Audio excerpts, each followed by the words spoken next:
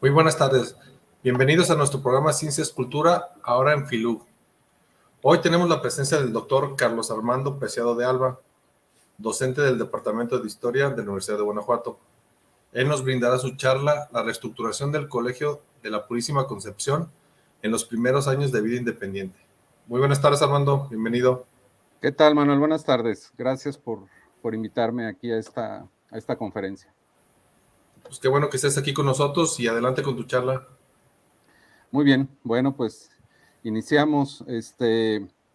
Además de agradecerte, Manuel, agradezco el público que se está conectando y que se conectará en algún momento, quizás hasta por error que llegue a la conferencia, que supongo que va a quedar grabada en la plataforma de la universidad. Pues como siempre, un gusto participar en este tipo de actividades. Más si se trata de mi propia casa de estudios, y hablar de mi casa de estudios siempre pues también genera ansiedad, genera un gusto de poder transmitirles. Sé que es poco el tiempo, tampoco no quiero saturar de datos, de eventos, de nombres, y más bien lo que pretendo es hablar en términos muy generales de esta institución, el Colegio de la Purísima Concepción. En el título que mandé para hacer el póster, la publicidad, señalaba ahí que el Colegio de la Purísima Concepción es actualmente o es un antecedente de la Universidad de Guanajuato. De algún modo lo es. Sin embargo, vamos, aquí no se trata de presentar como tal una genealogía de la actual Universidad de Guanajuato, es decir, no pensemos que este es el abuelo o el bisabuelo de la Universidad de Guanajuato, de una manera lineal y parecería que el destino del Colegio de la Purísima Concepción era convertirse en Universidad de Guanajuato en algún momento dado, sino más bien me gustaría que nos ubiquemos justamente en estos años que se hace alusión, una vez que se obtuvo la independencia a partir de 1821, la década de 1820, ya con un gobierno del Estado establecido a partir de 1824, es bastante interesante, bastante rica por sí misma esta historia. Es decir, no tendremos que mirar como espejo o como proyección la actual Universidad de Guanajuato para entender, o haríamos mal si lo haríamos, si pensáramos en todo momento en la actual universidad, pues sí, perderíamos de vista la riqueza del proceso, de las problemáticas, del contexto político, social, cultural, económico que se vivía en esa época. Entonces, mi intención es justamente hablar de este momento, de la historia, de la trayectoria del Colegio de la Purísima Concepción y una precisión más. La idea no es solamente interesar a aquellos que de algún modo somos parte de la actual Universidad de Guanajuato, que nos formamos de alguna manera en ella. Yo estoy en la preparatoria y la licenciatura en la universidad y trabajo en ella. Es decir, no solo pretendo que no solo sea de interés para la propia comunidad universitaria, sino que este ejemplo del Colegio de la Purísima Concepción, del proyecto de reestructuración, de los proyectos de instrucción que se trataron de implementar, de la élite, de la clase política que se formó en ella, es o forma parte de una serie de instituciones y de una serie de eventos similares que se fueron presentando a lo largo de América Latina, en países que justamente, al igual que México, habían obtenido su independencia hacia esos años. Entonces, sirve también como un modelo para entender esos proyectos gubernamentales, esos proyectos políticos de instrucción y cómo, en este caso, se reestructura un colegio que ya existía, un colegio que tiene una tradición o que su historia se remontaba hacia el siglo XVIII, prácticamente tenía 100 años de existencia la institución. Cuando se obtuvo la independencia, tenía poquito menos, pero también es importante ver eso, cómo procesos de independencia pueden generar no únicamente cambios o rupturas, sino también ciertas continuidades. Y las independencias, que no las pensemos únicamente en ámbitos o en contextos políticos o solo económicos, sino también cuestiones socioculturales en términos de la instrucción, pues también se pueden percibir ahí ciertas permanencias. Por supuesto que hay cambios, pero también se perciben esas continuidades. Entonces, es importante ubicarlo también en ese sentido. El Colegio de la Purísima Concepción, el proyecto de reestructuración, obedece también a todo un contexto no únicamente ni guanajuatense, ni mexicano, sino incluso podemos ubicarlo a nivel de América Latina, y se suma a una serie de instituciones que buscan secularizarse, que tienen cierta tradición religiosa, evidentemente católica, y que parte de esta reestructura busca romper, si no del todo, si no renunciar a esa herencia cultural católica, pero sí busca dotar y plasmar en esa educación un nuevo sentido más secular, ¿sí? Ya no necesariamente ligado a una instrucción religiosa. Bueno, si pueden correr la siguiente diapositiva, por favor. Un poquito de antecedentes o de historia para ir ubicándonos, ¿no? Bueno, eso ya lo comentaba, este Colegio de la Purísima Concepción fue crucial en estas primeras décadas de vida independiente. Es lo que quiero compartirles esta tarde.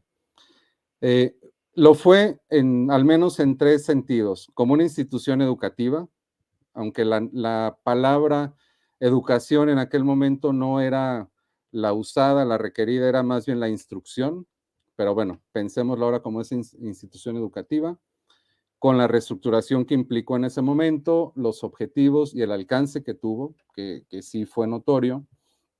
También ubicar o comprender al colegio como un espacio de sociabilidad política, es decir, en sus aulas, en sus bibliotecas, laboratorios, no únicamente se concentró, no únicamente ocurrieron esos procesos de docencia, de enseñanza, de la interacción entre alumnos y profesores, sino que también, como una parte, se puede decir, consustancial a esa docencia, a esa instrucción, generaron otro tipo de relaciones, como estas sociabilidades políticas.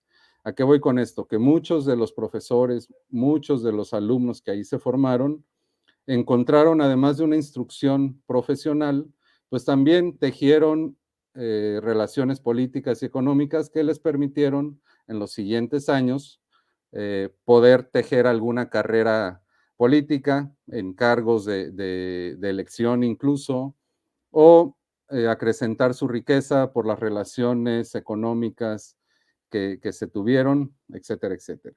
Entonces, este es el segundo punto.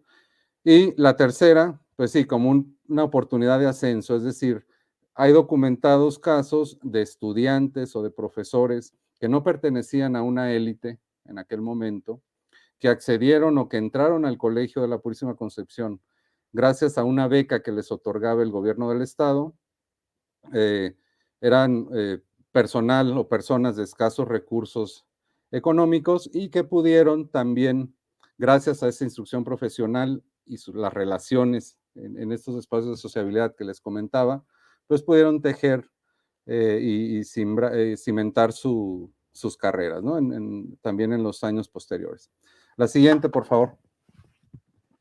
Bueno, fundado en 1732, me voy a ir muy rápido aquí en estas diapositivas, bajo la conducción de los jesuitas. Recordemos esa impronta que tiene la Compañía de Jesús en cuestión de una vinculación muy, muy clara con la educación, con la instrucción. Las instituciones educativas que fundaron los jesuitas en la época virreinal son numerosas. Una de ellas fue, en el caso de la ciudad de Guanajuato, el llamado Hospicio en un primer momento de la Santísima Trinidad, 1732, y que 12 años después de establecer algunas cátedras, algunas materias que se impartían, gracias al apoyo del ayuntamiento, obviamente con el reconocimiento de la corona y de la corona española y el apoyo de élites locales, se fue consolidando, cambió de nombre de Hospicio a Colegio, pero, y bueno, se mantenía de manera, se puede decir, permanente, la impartición de distintas cátedras. Nunca fue, o en aquel momento tampoco no lo imaginemos como un colegio con una matrícula muy alta. Las referencias hablan de alrededor de 12, 14 estudiantes. Todavía en aquel momento no se impartía o no se ofrecía una carrera como tal, sino que eran cátedras que les permitían a los estudiantes que las cursaban obtener ciertas bases académicas para posteriormente irse a colegios que sí ofrecían más posibilidades de cursar una carrera, como el derecho, como la propia, el sacerdocio. Entonces, tomaban algunas cátedras aquí, les servían de base y se iban a diferentes colegios, como en Valladolid, como en Guadalajara, como en la Ciudad de México, etcétera, etcétera. Pero se mantuvo cierta tradición con cierto, que se fue creando cierta tradición, esta influencia de los jesuitas, pero en 1767 hay una orden por parte del rey de España, Carlos III, quien decreta la expulsión de los jesuitas de todos los territorios españoles. Obviamente se incluían los virreinatos, se incluían los diferentes territorios que tenían en América y en otras partes del mundo. Se expulsan a los jesuitas, 1767. El colegio de la Santísima Trinidad en ese momento estaba conducido por ellos y permanece cerrado alrededor de casi 20 años, ¿sí? Ya hacia finales del siglo XVIII, la corona encomienda a una nueva congregación religiosa, los jesuitas siguen exiliados, expulsados de todo territorio español, y encomienda la conducción del colegio de esta institución a la congregación de los filipenses. ¿Sí? Ellos rebautizan el colegio y le llaman Colegio de la Purísima Concepción. Es en este momento, finales del siglo XVIII. Y tiene una trayectoria, la siguiente, por favor, tiene una trayectoria realmente breve. En momentos en que padece varias penurias, sobre todo de tipo económico, que derivan conflictos académicos. Hay también algunos pleitos entre estos padres filipenses y el ayuntamiento de Guanajuato, los miembros del ayuntamiento. El ayuntamiento quiere intervenir en la conducción académica y administrativa del colegio, los padres filipenses se niegan a aceptarlo. Entonces, bueno, hay una serie ahí de desaguisados entre estas dos corporaciones, el ayuntamiento y la congregación de los filipenses, y se cierra. Alrededor de 1808 se cierra el colegio, la cantidad de alumnos era ya mínima, si de por sí nunca había sido numerosa, pues aquí todavía era menor. Llega la Guerra de Independencia y prácticamente pues estuvo a punto de cerrar el colegio. Hay narraciones, hay algunas crónicas, algunos documentos que hablan de los esfuerzos de algunos docentes. Hay un padre, un sacerdote que era docente justamente de este colegio y que, bueno, se le han atribuido acciones prácticamente heroicas en el sentido de querer preservar abierto, vigente el colegio, negarse a que se cierre, a que se clausure en un 100%, el padre Marcelino Mangas, también una figura de alta trascendencia en la actual Universidad de Guanajuato. Hay varios estudios relativos al padre Mangas, ¿no? Sin embargo, tiene que cerrar el establecimiento educativo y sería hasta una vez que termina la Guerra de Independencia que vuelve a abrir sus puertas. La siguiente, por favor. Bien, ya una vez que se obtiene la independencia, que se promulga en 1821, bueno, hay un episodio ahí de un par de años, este imperio de Iturbide, pero prácticamente de inmediato, a partir de 24, se establece y se formaliza la República Federal y con ella el estado de Guanajuato. Aquel territorio que en algún momento fue, en los años recientes había sido Intendencia de Guanajuato, después una diputación, o una provincia, mejor dicho. Después ya con el establecimiento del federalismo se declara un estado libre y soberano. Y es justamente en este contexto político con la llegada del gobernador, el primer gobernador del estado, llamado Carlos Montes de Oca, y con el Congreso del Estado, que se busca impulsar la apertura, la revitalización en términos académicos y económicos del Colegio de la Purísima Concepción. En aquel momento, a pesar de que el Estado es quien retomaría, fue quien retomaría las riendas del colegio, el nombre permanece. De hecho, permanece hasta 1870, llamándose Colegio de la Purísima Concepción. Entonces, pero más allá del nombre, sí que hubo una serie de reformas, de tentativas, de proyectos que buscaron, como ya les decía anteriormente, despojarse poco a poco de toda esa tradición en términos de su administración, de su instrucción, de la tradición católica. Y cada vez más se buscaba darle un sentido más moderno a la educación, a la instrucción que ahí se impartía, ¿sí? Y esto lo podemos ir visualizando a través de diferentes decretos emitidos por el propio gobernador, pero también por el Congreso del Estado.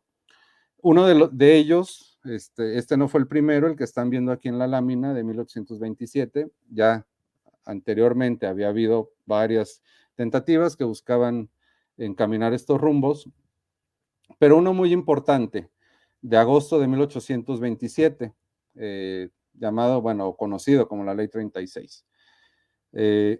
Y se reitera el compromiso de que la educación superior fuese costeada por el gobierno del Estado.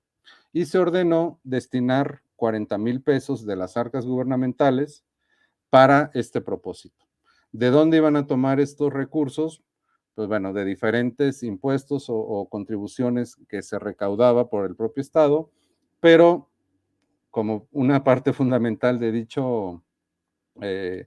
dicha bolsa donde buscaban obtener esos recursos era lo correspondiente a los diezmos. Estos diezmos que se pagaban, que se seguían pagando por parte de la población a la iglesia, como estas contribuciones voluntarias, muy entre comillas, pero de ahí se buscó echar mano para obtener recursos y revitalizar en términos materiales, académicos, de mobiliario, etcétera, el colegio. La siguiente, por favor. Bueno, en aquel momento cuando se reabre el colegio y que empieza este proceso fuerte de reestructuración en términos de los planes de estudio, de los perfiles que se buscaban en los profesores, que se empezaba a trabajar cada vez más por ya no únicamente ofrecer cátedras que sirvieran como estudios preparatorios para que los estudiantes fueran a otros colegios a estudiar, sino que se buscaba que el propio colegio ofreciera ya carreras, se puede decir, terminales. Hasta ese momento, los estudios o las cátedras se limitaban a materias, podemos llamarle ahora, como latín, lógica, gramática, teología, todavía se enseñaba teología, matemáticas, retórica y derecho canónico, que tiene que ver también mucho con esta tradición católica. Y se complementaron, comenzaron a abrirse nuevas cátedras, a fundarse, a concebirse nuevos planes de estudio y materias, contratación de profesores, se comenzaron a comprar libros para las bibliotecas, se empezó a buscar objetos o mobiliario para los laboratorios, que se tenían sobre todo los relacionados con minería, con algunas cosas de física, de química. Entonces, se abren nuevas asignaturas, nuevas cátedras. Por ejemplo, se establecieron para algo que se llamaba en aquel momento segunda enseñanza, que sería lo equivalente en estos tiempos al bachillerato o a la preparatoria, la segunda enseñanza. La primera enseñanza sería lo equivalente ahora, más o menos, a la instrucción primaria y secundaria. La segunda enseñanza era estos estudios preparatorios y justamente es en este momento, lo vamos a ver más adelante, que se formaliza la educación, la tercera enseñanza, que es ya lo que podemos entender ahora como la educación profesional. Bueno, en esta segunda enseñanza complementando las materias que se impartían, se establecieron cursos, por ejemplo, de gramática general, lógica, latín, que ya existían, pero también se renovaron los propios planes de estudio de dichas cátedras, francés, algo nuevo, metafísica y moral, economía política y estadística, matemáticas puras, física general, cronología, geografía e historia y retórica superior.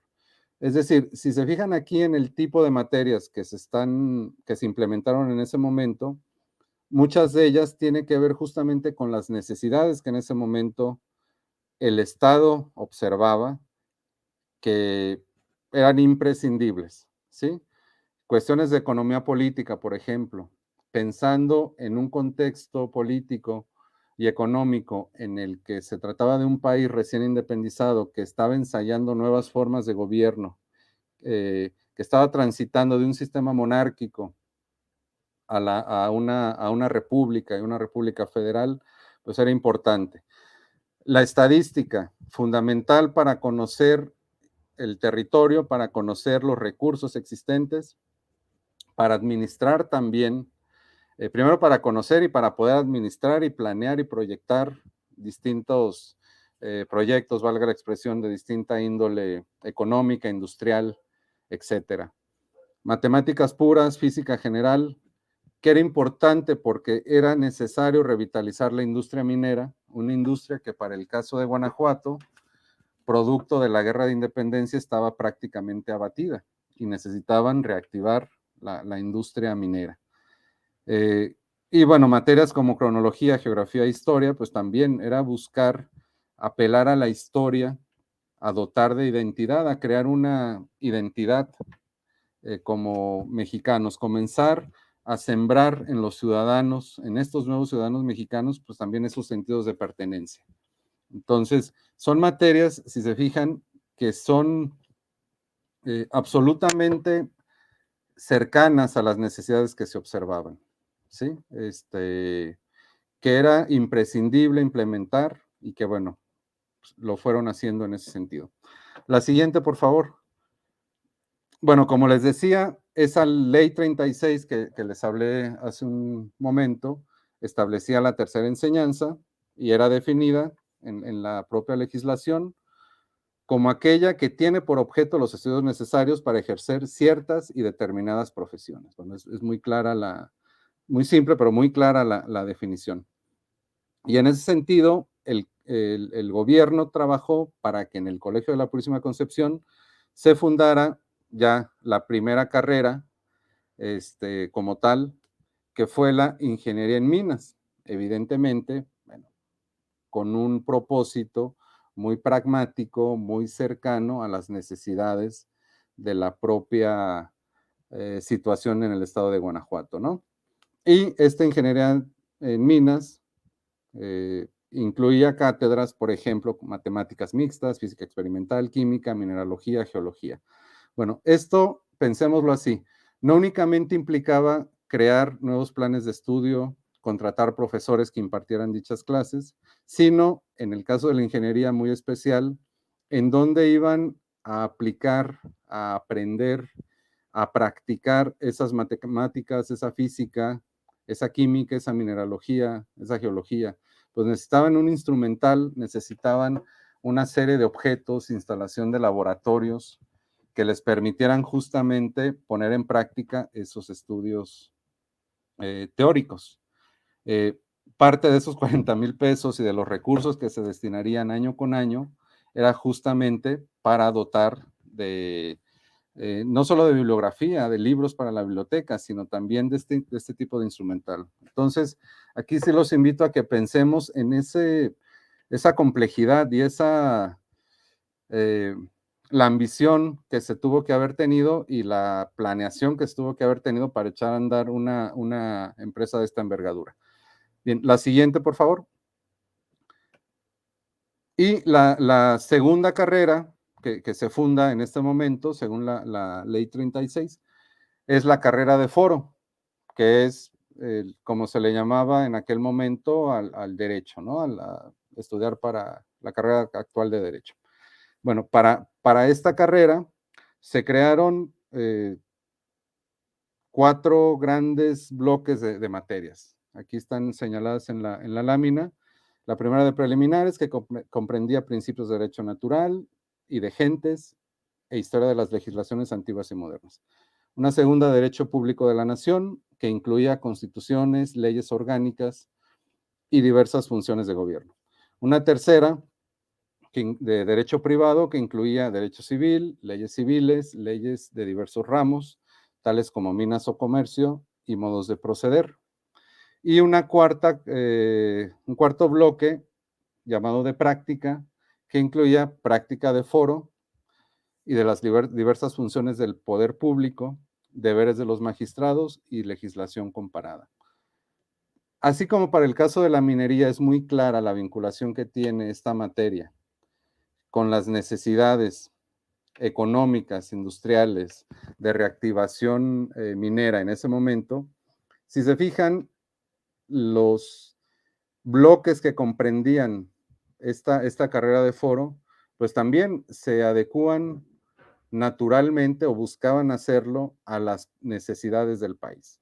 Un país que estaba ensayando, como ya lo mencioné, una forma de organización republicana, federal, la república que implica esta división de poderes, la creación de poderes legislativos, tribunales de justicia, la construcción y promulgación de constituciones, diferentes tipos de legislaciones, diferentes problemáticas en torno al derecho generadas o derivadas de diferentes dinámicas políticas, económicas, sociales, etcétera, y evidentemente cuestiones prácticas, cuestiones en donde poder ensayar y practicar tales conocimientos. Entonces, aquí también pensémoslo así. La década de 1820, el primer Congreso Constitucional, las instituciones guanajuatenses republicanas estaban en pañales, necesitaban construirse, consolidarse, fortalecerse, crear esos cuadros que permitieran su conducción. Estas materias, es evidente, y no tenemos que ser abogados para comprenderlas así, buscaban esos propósitos, ¿sí? Era muy, muy claro esa creación de cuadros, esa instrucción, lo llamarían ahora dotarlos de tales competencias, de tal instrucción, para que pudieran profesionalmente atender y solventar esas necesidades, ¿sí? Bueno, la siguiente, por favor. Y bueno, todas estas disposiciones, ahorita estamos concentrándonos más en esa primera parte de la reforma o la reestructuración académica del colegio. Más adelante vamos a ver los otros ámbitos que les comentaba en un principio. Bueno, todas estas disposiciones, esta planeación, organización, finalmente se vieron cristalizadas, se reinauguró el colegio ya desde esta lógica, ya con estos cambios que estaban generándose el 24 de febrero de 1828. Ese día comenzó a funcionar, ya se puede decir, es la reinauguración, ya con esta reestructura y con toda esta lógica republicana, secularizante, con una nueva visión y concepción de lo que es la instrucción, el papel del gobierno en tal ámbito, comenzó el 24 de febrero de 1828. Es decir, estamos a nosotros como mexicanos que nos encanta andar conmemorando centenarios y bicentenarios, pues estamos a poco tiempo de conmemorar ese segundo centenario de la reestructuración.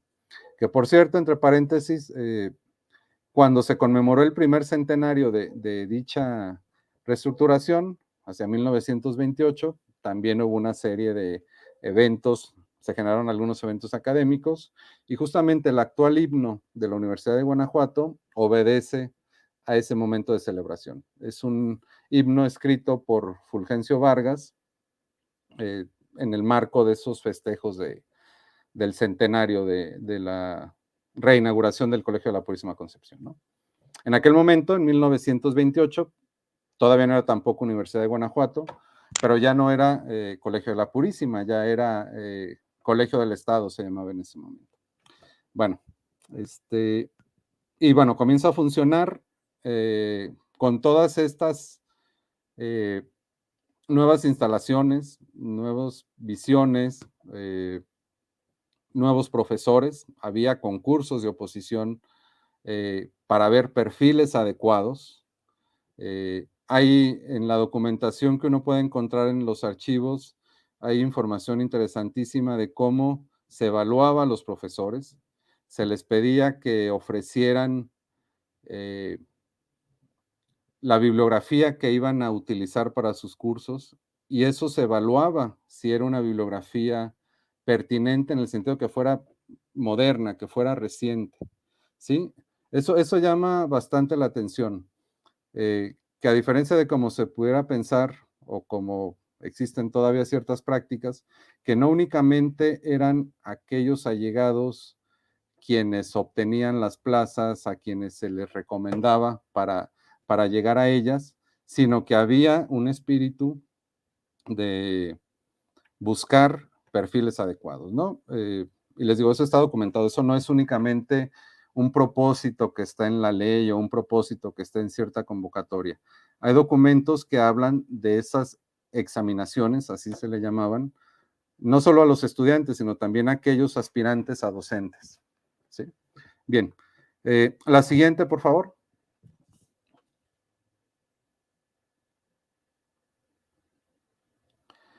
Ok, es manifiesta la intención del gobierno, ya lo he señalado, por mejorar la calidad académica, las competencias profesionales de los abogados, ingenieros que se formaban en el colegio.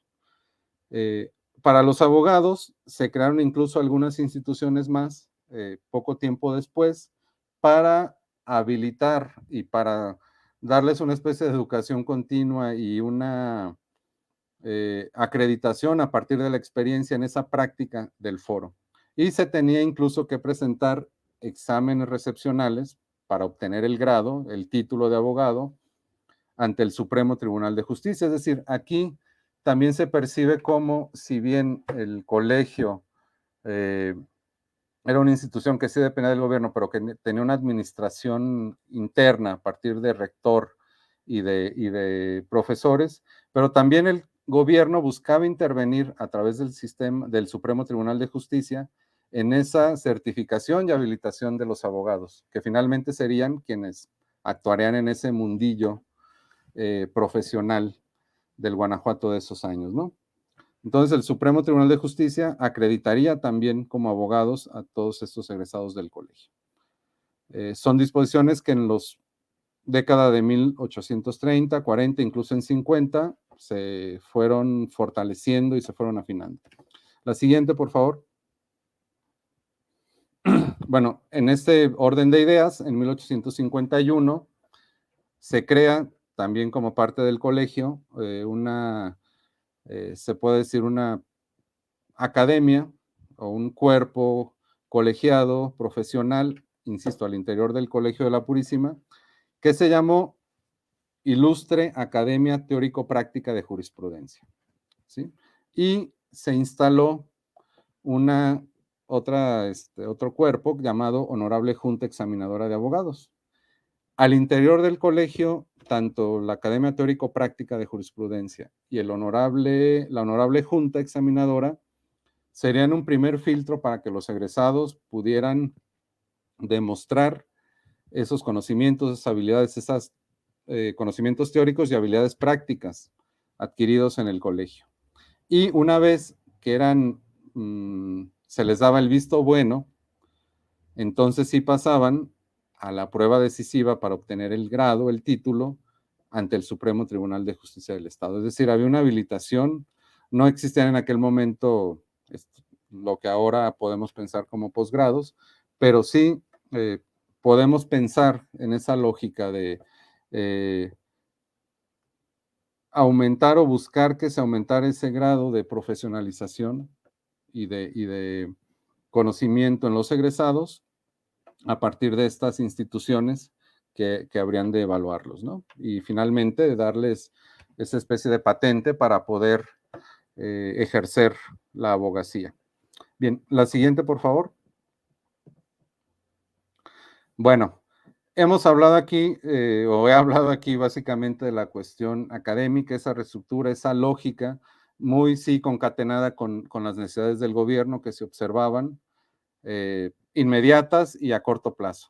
¿Sí? Inmediatas, formar esos cuadros, tener una institución que pudiera ser un eje rector de la instrucción pública de tercera enseñanza en el Estado, y a mediano plazo, pues crear las condiciones para que se formaran y que fueran egresando ingenieros y abogados. Pero también el Colegio de la Purísima Concepción, como ya se los había dicho anteriormente, tuvo un papel político importante, no únicamente un papel en el sentido de la instrucción, sino también como un agente político, es decir, como una institución clave y que tiene un juego y una dinámica en distintas instituciones y en diferentes ámbitos de la vida pública del Estado, e incluso por los perfiles y las trayectorias de varios de los egresados o de algunos de los docentes, pues trascendiendo las fronteras del Estado de Guanajuato. Y bueno, son 3 preguntas las que formulo aquí. ¿Cuál fue el alcance de las funciones del colegio? ¿Cuál su peso en el ámbito político guanajuatense? ¿Y qué roles llegaron a desempeñar sus estudiantes y docentes? ¿Sí? Esto, les recuerdo, estamos ubicados en las primeras décadas de vida independiente, justamente en ese proceso en el que se busca reestructurar y consolidar. Por supuesto, puede haber más estudios, más interpretaciones sobre esa misma trayectoria del colegio en años posteriores, en contextos políticos, económicos y sociales específicos, pero que ya tendríamos que precisar y matizar porque obedecen a diferentes lógicas.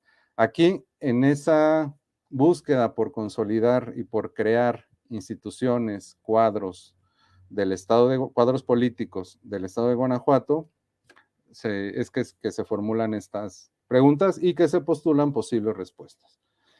Bien, el resultado de la experiencia adquirida por los catedráticos y las primeras generaciones de egresados, principalmente de la carrera de foro, fue el núcleo de una renovada clase política. ¿Esto qué quiere decir? Que muchos de los abogados egresados, bueno, de los estudiantes que egresan y que se habilitan como abogados o docentes que participaban en el colegio, se fueron incorporando cada vez más, y esto sobre todo es visible a partir de la década de 1830, 1840, a la vida pública, como pues ejerciendo algunos cargos, muchos de ellos de elección, por ejemplo, siendo diputados en congresos locales en etapa del federalismo, siendo vocales de juntas departamentales en momentos del centralismo, siendo elegidos diputados para representar a Guanajuato en congresos nacionales, encabezando algún ayuntamiento, siendo elegidos alcaldes, como regidores o como síndicos, y también encontramos no pocos casos de egresados, de profesores que fueron gobernadores de la entidad. Que esa práctica política, más bien que esa práctica docente no los limitó al ámbito o al mundo de la academia, sino que en la medida en que fueron relacionándose, fueron tejiendo alianzas, fueron formando ciertas facciones, se integraron y pudieron incorporarse a espacios de elección, incluso siendo gobernadores del estado o participando como ministros de gabinetes nacionales en diferentes momentos, ¿no? Ejemplos como el de Manuel Doblado, como el de Lorenzo Arellano, Octaviano Muñoz Ledo, son perfiles, son actores que en su momento algunos fueron alumnos, como Manuel Doblado. Manuel Doblado fue alumno egresado del Colegio de la Purísima, dio clases algún tiempo ahí y se catapultó a diferentes espacios de elección, como ciertas diputaciones, y llegó a la gubernatura del estado. Lorenzo Arellano también lo fue. Él no fue alumno, él fue un profesor y también dio este salto a la vida pública, a la vida política, y fue gobernador. Octaviano Muñoz Ledo también fue un abogado que daba clases y se incorporó a la vida pública. Casos de ingenieros también tenemos, ingenieros que eran docentes en el colegio o que fueron formados en el colegio, pues también los reconocemos en algún momento en la vida pública, incluso algunos ejerciendo algún cargo de elección, pero otros participando en proyectos de construcción, en proyectos económicos que tenían que ver con diferentes sectores industriales, entre ellos, por supuesto, la minería. Bien, la siguiente, por favor. Bueno, el colegio se convirtió en un espacio, además de lo que ya les dije, de ascenso social, ya que la obtención de un título profesional constituía de manera paralela a la carrera de las armas, es decir, dedicarse al ejército permanente, representaba, e incluso algunas veces a la propia milicia cívicas o guardias nacionales, representaba el camino civil de acceso al poder. Recordemos que en la época novohispana, caminos para acceder o para ascender socialmente a través de cierta instrucción, pues sí estaba limitado quizá a la carrera de las armas, pertenecer a algunas milicias, a algunos ejércitos, y el otro gran ámbito era a través del sacerdocio, estudiar alguna carrera, estudiar para ser sacerdote en algún seminario. Pero bueno, aquí por eso recalco esa noción del camino civil de acceso al poder. El incipiente aparato gubernamental guanajuatense tuvo la necesidad de formar a sus propios funcionarios. Eso es muy, muy claro. Multitud de estos letrados alcanzaron cargos, como ya lo señalé, como diputados en congresos, vocales en juntas y asambleas departamentales e incluso gobernadores. La reestructuración del colegio contribuyó a dar cuerpo a la autonomía de los poderes regionales, al permitir la formación en la propia capital estatal de los abogados necesarios para las nuevas instituciones. La siguiente, por favor. Tanto catedráticos como algunos de los mejores alumnos fueron los autores y oradores de discursos cívicos. Es decir, estas ceremonias conmemorando la independencia, conmemorando el natalicio de algún prócer, que se realizaban, como se siguen realizando año con año, pero que en aquel momento quizá más que ahora tenían una significación política, ideológica y una presencia mucho más amplia. Estos oradores, que no únicamente en sus discursos plasmaban esas odas o esas apologías a los héroes o a los eventos que se estaba conmemorando, sino que también, como parte de sus discursos, llevaban el sello ideológico personal. Es decir, había algunos oradores que en los discursos cívicos o que organizaban o que presentaban sus discursos cívicos conmemorando la independencia un 16 de septiembre y había quien los hacía un 27 de septiembre. Esto, bueno, este ejemplo nos sirve para ejemplificar. En ambos casos se conmemoraba la independencia de México, solo que los primeros reconocían la figura de Hidalgo en este proceso y los segundos reconocían la figura de Iturbide. Ideológicamente es una tensión, es un choque entre ambas visiones. Eran finalmente discursos cívicos, se conmemoraba, se buscaba rescatar esa gesta independentista, pero unos reconociendo a Hidalgo y su legado, más liberal, más desde un punto de vista más republicano, aunque suena a cierto contrasentido, pero bueno, la tradición republicana que se remitía al propio cura Hidalgo, o que al menos la ligaban estos letrados e intelectuales, frente a una tradición mucho más ligada a esa tradición y ese pasado novohispano, esa presencia fuerte de corporaciones como el clero, como la milicia, o como el ejército, como era el caso de aquellos que apoyaban a Agustín de Iturbide, que eran quienes conmemoraban la independencia el 27 de septiembre, ¿no? Bueno, en este ámbito discursivo, simbólico, festivo, conmemorativo, cívico que se realizaba durante esos años, eran justamente catedráticos y alumnos del Colegio de la Purísima Concepción quienes participaban, quienes eran se puede decir, quienes año tras año estaban ahí presentes y finalmente marcarían de algún modo el ritual político guanajuatense y nacional, y que proporcionarían junto con algunos periódicos, porque también algunos de ellos, de estos personajes, fundaron periódicos, participaban en ellos, eh, estaban ligados a ciertas imprentas que imprimían folletos, hojas sueltas, con un marcado discurso y sentido político.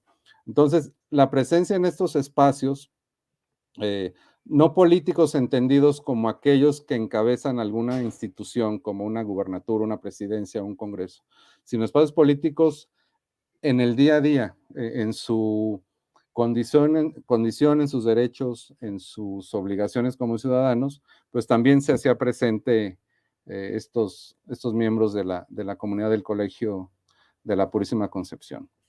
La siguiente, por favor. Bueno, por todo lo anterior, es posible afirmar que durante esta primera mitad del siglo XIX, el Colegio de la Purísima Concepción monopolizó la función simbólica mediante el dominio del discurso cívico, una de las formas más recurrentes de la pedagogía republicana. Y cuando digo pedagogía republicana, no me limito o no estoy pensando, y no me gustaría que se pensara así, pensar o ligar lo republicano necesariamente al federalismo, sino que también otra forma de gobierno, de concebir la organización administrativa, política, militar, etcétera, de la nación y que tuvo México en esos años, como fue el centralismo, también obedecía a una lógica republicana. El centralismo también era republicano, pero generaba a nivel de facciones, a nivel de ideologías, pues también serios choques, desavenencias y rivalidades entre estos miembros. Es decir, aquí también es importante decirlo, hubo políticos que, aún siendo egresados del mismo colegio de la Purísima, siendo compañeros de aulas, no quiere decir que el colegio los formaba con una misma ideología, o al menos, si así lo hacía, ya en la práctica, años después, pues no se visualizó de esa manera. Hay conflictos, hay rivalidades muy, muy notorias en esos años entre personajes que en sus mocedades, en su juventud, fueron compañeros de aulas. Es decir, también me gustaría que no se cree esa idea de que el Colegio de la Purísima Concepción formaba o moldeaba políticos de una sola manera, sino que también ya en la práctica podemos encontrar diversas posiciones ideológicas. La siguiente, por favor. Creo que ya es la última. Sí. Bueno, ya como una especie de colofón, que ya el tiempo está a punto de agotarse, ya en 1870 el gobernador Florencio Antillón emprendió una nueva reforma académica en el colegio, aquí obedeciendo a circunstancias, a un contexto muy diferente al que había ocurrido en la década de 1820, que ocurría a principios de 1870. Pues bueno, el país venía de una guerra civil de prácticamente 10 años, se había expulsado, se había derrotado primero en la guerra de 3 años al ejército conservador y después 3 años más para expulsar y derrotar al Segundo Imperio. Entonces, aquí a partir de finales de la década de 1860 son otras necesidades, otro contexto, otras urgencias políticas, económicas, sociales, etcétera, pero también en toda esta amalgama de urgencias, el papel de la instrucción seguiría siendo reconocido y seguiría siendo importante. En 1870, nada más lo menciono, Florencio Antillón emprende una nueva reforma académica al colegio, se abrieron más cátedras, se crearon nuevas carreras e incluso se cambió el nombre a Colegio del Estado. Nombre que permaneció prácticamente hasta 1945, en el que se formaliza la creación con toda esta herencia del Colegio del Estado de la Universidad de Guanajuato. Bueno, pero dichos procesos, contextos y avatares son materia de más espacios de difusión histórica. Y bueno, pues hasta aquí mi participación. Agradezco mucho su atención.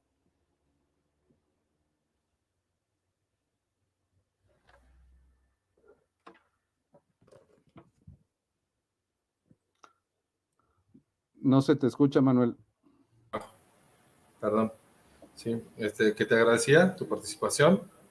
Qué interesante charla sobre los inicios de nuestra alma mater. Entonces, bueno, por ahí tenemos unos saludos de Vanessa Martínez Juárez, te mando a saludar, y Carolina González, que nos dice muy interesante. Felicitaciones. También tenemos dos, Teresa Gutiérrez Zárate, por ahí también se manifiesta, y tenemos dos preguntas que nos llegaron. La primera es, ¿se sabía de dónde venían los alumnos o eran solo del municipio de Guanajuato? Si tiene algún dato. Ok, ¿la respondo ya? Sí. Ok, sí es algo que omití decir. Como parte de esta serie de leyes, de decretos que se crean a finales de la década de 1820, principios de la de 1830, hay una ley o un decreto bastante interesante y que, bueno, puede dar respuesta un poquito a eso. Es un decreto que establecía algo que se llamó en aquel momento beca de gracia, que era pedir desde el gobierno de Guanajuato a cada uno de los ayuntamientos, a cada municipio del estado, que eligiera a un alumno, a un niño de alrededor de 12 años, para que viniera a Guanajuato y estuviera becado en el colegio. Esa beca de gracia, el colegio tenía una modalidad de aquellos de estudiantes radicados en la ciudad de Guanajuato o que tenían sus familias en Guanajuato y que tomaban sus cursos por la mañana, por la tarde y se iban a sus casas. Pero también tenía una sección que es donde está actualmente el patio de derecho en el edificio central, que eran algunos dormitorios y que ahí se quedaban aquellos estudiantes que venían de otras, sobre todo de otros municipios del estado, que venían becados, ¿sí?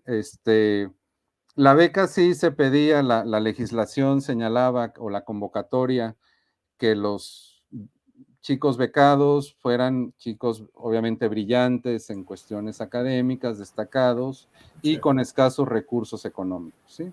Eso pues no necesariamente se cumplió así. Hay documentados en estas listas de estudiantes becados por diferentes ayuntamientos, pues que venían niños quizás sí brillantes en términos económicos, no todos, pero sí algunos, pero no precisamente con necesidades o penurias económicas, ¿sí? El propio caso de Manuel Doblado, que venía de su pueblo, en aquel momento se llamaba San Pedro Piedra Gorda, hoy se llama Ciudad Manuel Doblado. Él estaba becado por el Ayuntamiento de León, por ejemplo, ¿no? Que San Pedro Piedra Gorda pertenecía al Ayuntamiento de León, pero pues, la familia de Manuel Doblado, sus tíos y varios parientes eran funcionarios o habían trabajado en el ayuntamiento, ¿no? O en diferentes espacios o en ámbitos locales, ¿no? Entonces, sí, vamos, sin buscar romantizar ese relato, sí había chicos que venían becados y que merecían en términos de que no tenían los recursos económicos suficientes para venir, y otros, pues también, ahí aplicaban ciertas influencias. Pero, bueno, al menos en descarga aquí de la trayectoria de Manuel Doblado, sí podemos pensar en que, pues sí tuvo un aprovechamiento y una trayectoria académica y política bastante destacada. También se tiene noticia de profesores que vinieron fuera de Guanajuato, que no eran oriundos del estado de Guanajuato. Por ejemplo, hay un ingeniero que también muy destacado en esos años, Ignacio Alcocer, que era de Guadalajara, si mal no recuerdo. Y participó y se insertó en la vida política, bueno, en la vida docente del colegio, en la vida política de la entidad. Hubo profesores incluso extranjeros. Alfredo Duyé, muy conocido para todos los que pues, estamos en el ámbito de la Universidad de Guanajuato. Hay un museo de historia natural que así se llama y que preserva básicamente su colección.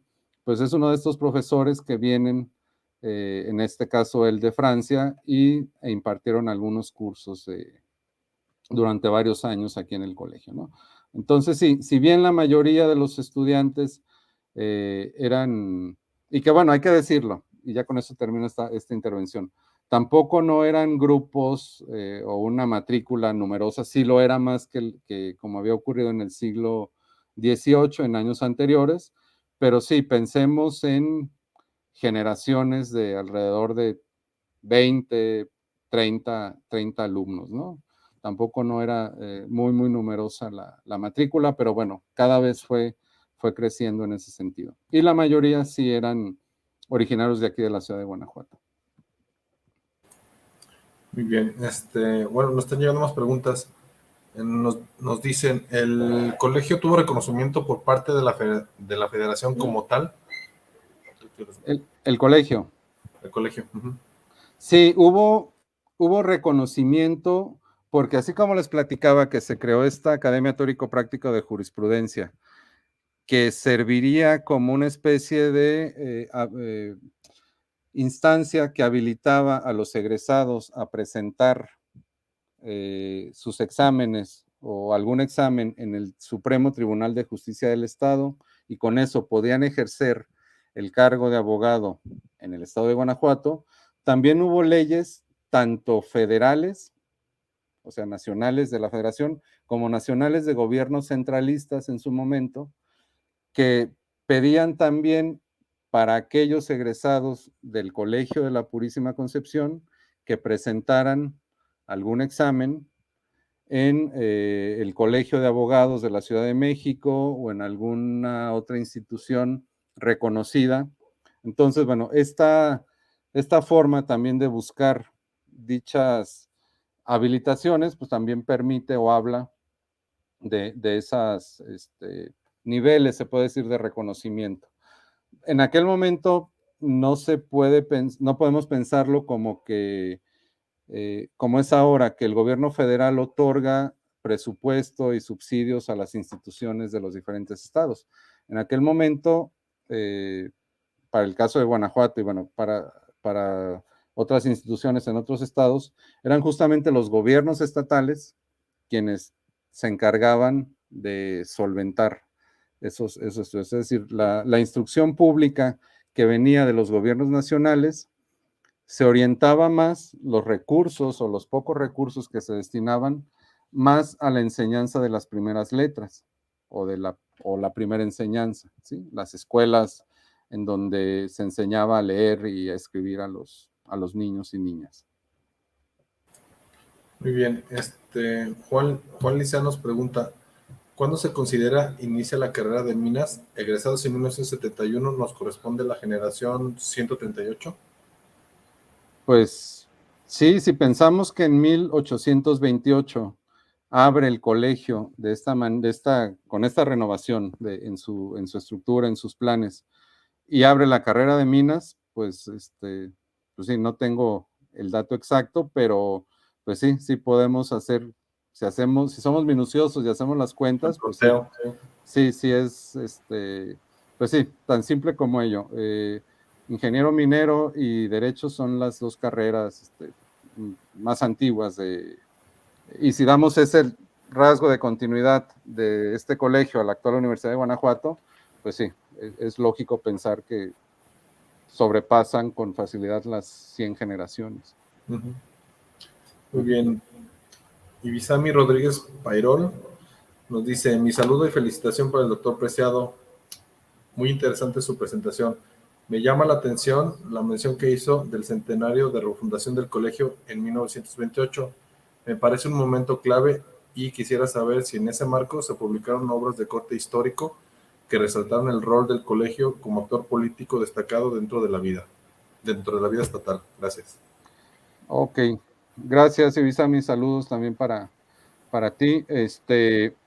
Sí, además de las conmemoraciones, lo que ya les mencionaba, el himno actual y que sigue vigente de la Universidad de Guanajuato, hubo un abogado que le gustaba mucho la historia. En aquel momento, en 1928, la carrera de historia todavía no existía, es un poco más reciente, pero escribió justamente, y aquí lo tengo en mi escritorio, una obra que quizá muchos de ustedes la conozcan, voy a tratar de ponerla aquí. Se llama Historia del Colegio del Estado de Guanajuato. La escribió Agustín Lanuza. Es una obra, como verás, déjame poner, bastante extensa y trata justamente si esa trayectoria académica, institucional del colegio, pero también destaca el papel político que jugaron algunos de sus actores, tanto como estudiantes como siendo docentes. Entonces, sí, y hubo una serie más de actividades que se inscriben en esta conmemoración del centenario de la reestructuración o de la reinauguración del colegio de la Purísima Concepción. Muy bien. Eduardo Serna Rodríguez, te mando a felicitar. Excelente presentación, profesor. Felicidades.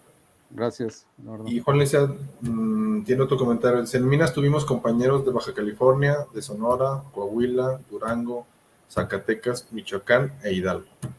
Sí, durante muchos años, pues la carrera de Minas del Colegio de la Purísima, del Colegio del Estado y luego de la Universidad de Guanajuato ha sido un referente nacional o incluso internacional de este tipo de estudios, sigue siéndolo.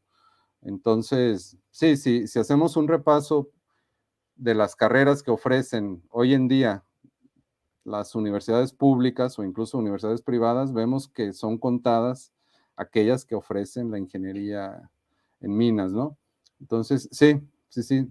Y bueno, un detalle más, que no es menor, la colección que está presente en el actual Museo de Minas es impresionante. O sea, los conocedores la asumen y la consideran como una de las colecciones más importantes también en este sentido, ¿no? El acervo que tiene, el acervo mineral que tiene Minas. Sí. Bueno, Teresa Gutiérrez, te mando un abrazo. Gracias. Creo que es todo lo que tenemos. ¿Algo más que nos quieras comentar finalmente, Armando? Pues agradecer el espacio,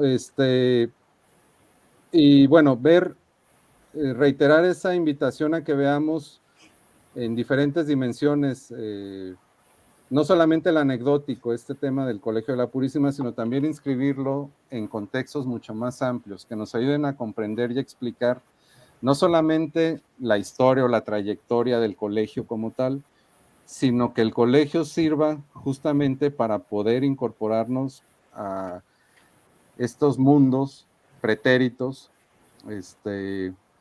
que son accesibles desde diferentes derroteros, desde diferentes aristas, pero que la cuestión de la instrucción y estos espacios académicos, espacios de sociabilidad nos permiten no únicamente conocer qué materias se impartían o cómo estaba estructurado el plan de estudios, sino también a qué obedecían, qué trascendencia pudo tener y pues bueno, el legado que actualmente también, no únicamente en términos identitarios, sino en términos culturales que tenemos con parte de estas instituciones, pues es realmente notable.